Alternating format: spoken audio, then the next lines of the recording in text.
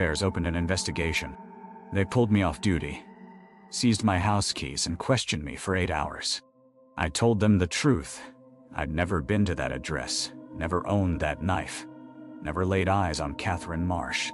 They didn't believe me. The physical evidence was irrefutable, but the timeline was impossible. They brought in a handwriting expert, a forensic psychologist, even a lawyer who specialized in wrongful conviction cases. Nobody could explain it.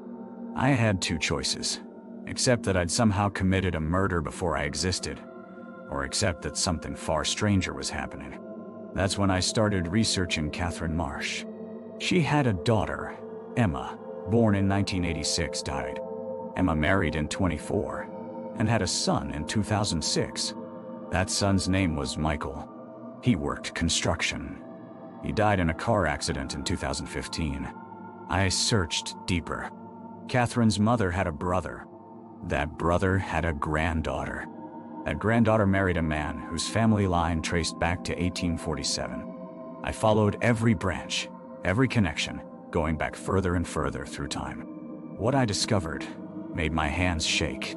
Every single person in those ancestral lines, people who died in 1920, 1956, 1978, had one thing in common. They all had the same rare fingerprint pattern as me. A pattern so unusual that the odds of two unrelated people sharing it are 1 in several billion. But these weren't unrelated people.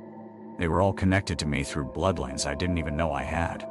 And Catherine Marsh was my great-great-grandmother. The final piece came when I found an old letter in the library archives, written by my great-great-grandfather in 1950. It mentioned something strange about his family, a recurring dream that plagued them.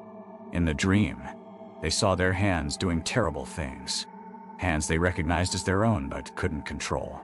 He wrote, "It happens to all of us eventually. The dream becomes real, or perhaps the real becomes dream. I no longer know the difference."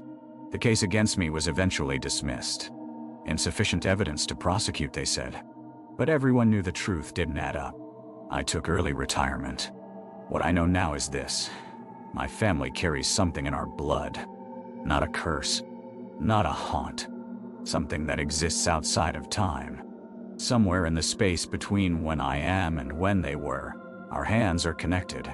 Our fingerprints touch the same moments across decades. I've stopped looking at my hands, because sometimes, late at night, I see them doing things I'm not doing, moving when I'm still, reaching when I'm holding back, and I wonder whose crime scene they'll appear at next.